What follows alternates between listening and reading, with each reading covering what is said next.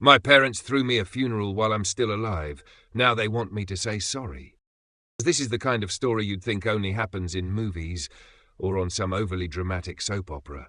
But nope, this is my real life. I, 28F, have officially hit the point where I have to rant to strangers on the internet about my parents because, well, I literally can't even anymore. For some background, I grew up in a small town in Wisconsin with my parents and my older brother, Matt, 31M. From the outside, we probably looked like your typical suburban family. Dad worked in sales, Mom stayed home and ran the PTA like it was her personal kingdom, and we had the golden retriever and the white picket fence. But behind closed doors, oh man, it was a whole different story. My parents have always been difficult. And by difficult, I mean manipulative, controlling, and obsessed with appearances. My mom, Linda, is the kind of woman who cares more about what the neighbors think than how her own kids feel. My dad, Tom, is quieter but fully backs her up on everything, which makes him just as complicit. And let's not forget my brother, Matt, the golden child who could do no wrong. Meanwhile, I was the scapegoat. Growing up, it felt like everything I did was wrong. Got a B on a math test? Why couldn't you get an A like Matt? Wanted to join the art club instead of doing track? Why don't you try something more practical? Even as an adult, it never stopped. When I got a promotion at work, my mom said, "That's nice, but when are you going to settle down and give us grandkids?" I could have cured cancer, and she'd still find a way to criticize me. The real kicker, though, has always been their complete inability to respect boundaries. For years, they've treated my life like it's their personal business. When I moved into my first apartment, they showed up unannounced, constantly. Usually with some passive-aggressive comment about how my place could use a woman's touch. Translation, it wasn't Pinterest perfect like my mom's house. When I started dating my boyfriend, Chris, 30M, they grilled me about when we were getting married, even though we'd only been together for 6 months. And don't even get me started on the time they tried to surprise me by reorganizing my kitchen while I was at work. I still haven't forgiven them for throwing out my favorite mugs because they didn't match. But the final straw, the thing that made me go full-on no contact, happened about a year ago. It was Christmas, which in my family is less about holiday cheer and more about my mom's annual performance as the hostess of the century. She decorates like she's auditioning for a spot on HGTV and plans these elaborate dinners that no one actually enjoys, because we're all too stressed about not ruining her perfect day. Anyway, Chris and I were planning to spend Christmas morning with my family and then head to his parents' place in the afternoon. Simple, right? Wrong.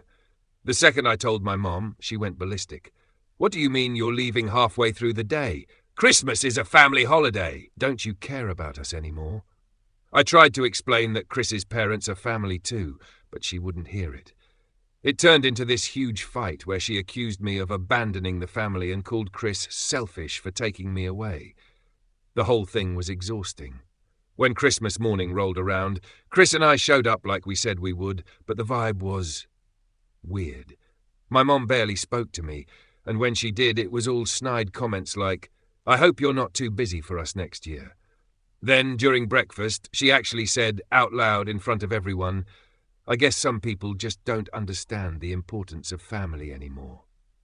I was mortified. Chris was furious. And that was it for me. I'd had enough.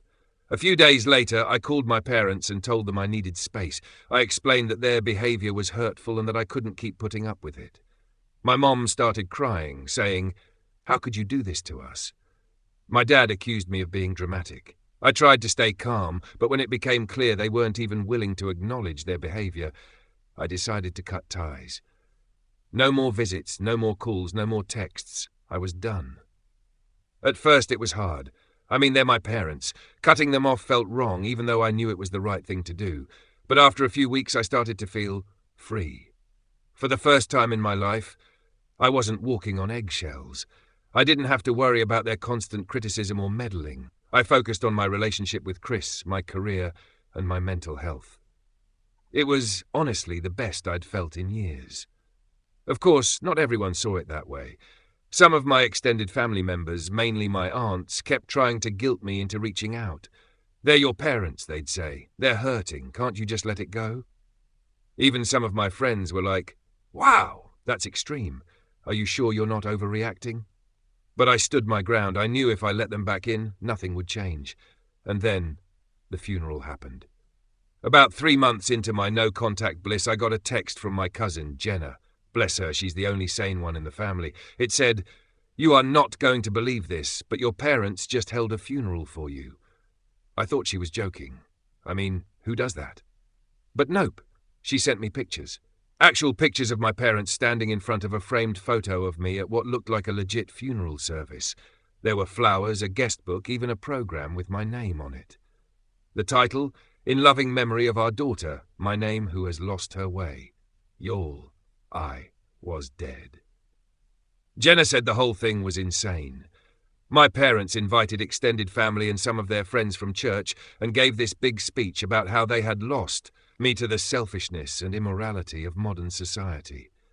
My mom apparently cried her eyes out, saying she hoped I would find my way back to them someday. My dad talked about how heartbroken they were that I had abandoned them.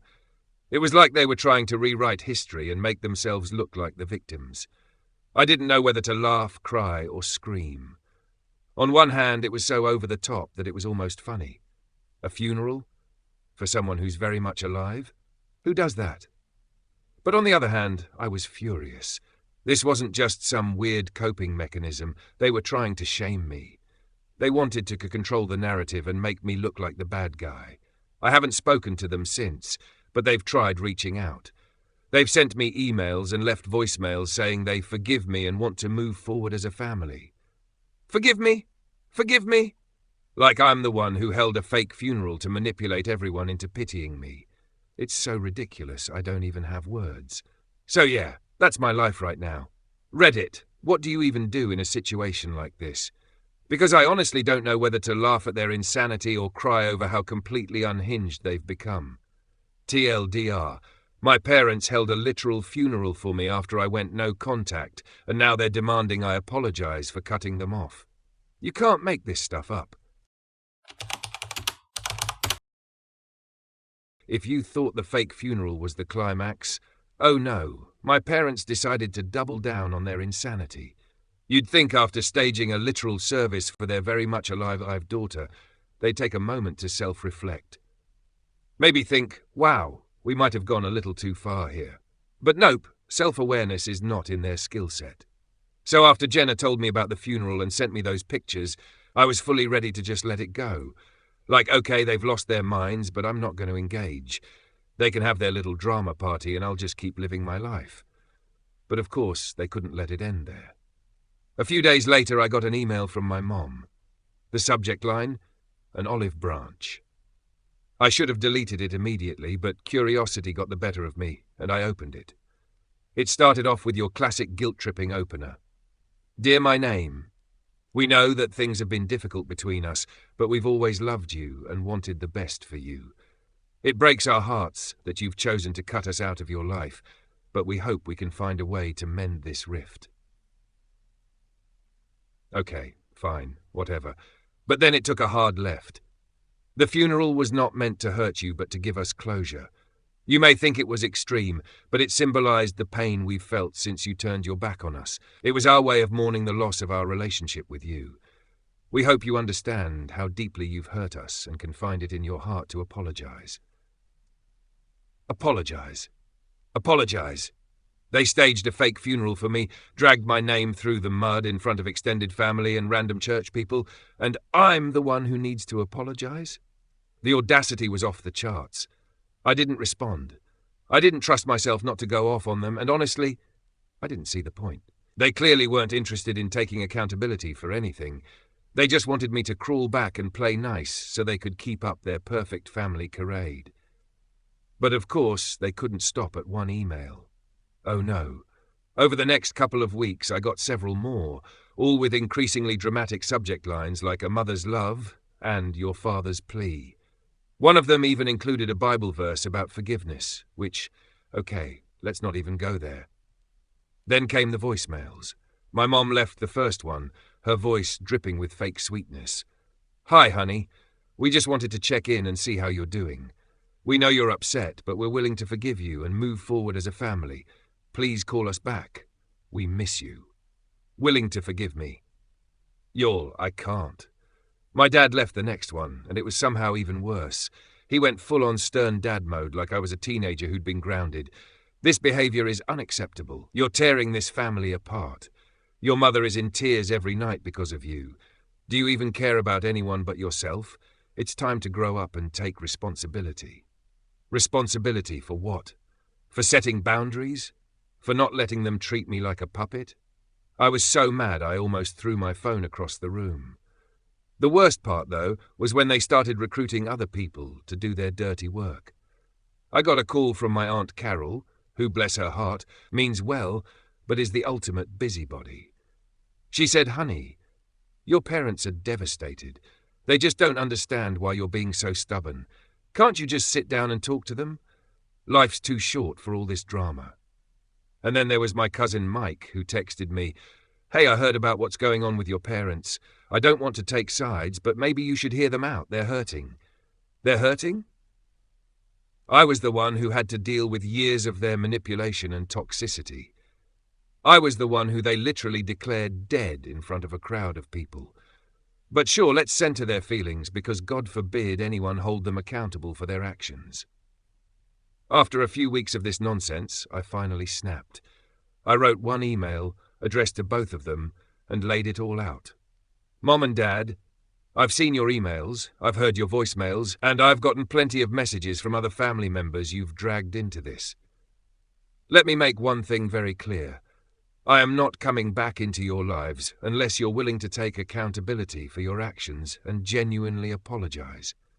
That means acknowledging the years of hurt you've caused me, respecting my boundaries, and actually listening to me instead of trying to control me.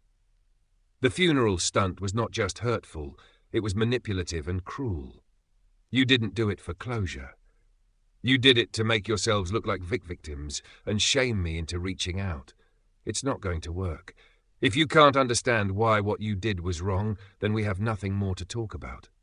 I wish you the best, but until I see real change, I'm done." I hit send, blocked their numbers, and immediately felt a weight lift off my shoulders. I'd love to tell you they responded with a heartfelt apology and a promise to do better. But let's be real, people like that don't change overnight. Instead, they doubled down. My mom apparently sent an email to the entire extended family, painting me as this heartless monster who abandoned her parents in their time of need. Jenna forwarded it to me with a note that just said, "WTF is wrong with them." At this point, I'm done engaging. I've blocked them on everything, and I'm focusing on the people in my life who actually respect me and my boundaries. I'm not going to let their craziness drag me down anymore. So yeah, that's where I'm at. My parents held a fake funeral for me, demanded an apology for cutting them off, and are now playing the victim because I refuse to fall for their manipulative crap. Reddit, am I crazy for thinking this is completely unhinged? Because honestly, I can't even wrap my head around it anymore. TLDR. My parents held a funeral for me after I went no contact, and now they're demanding I apologize for setting boundaries. I called them out and blocked them, but they're still trying to make me look like the villain.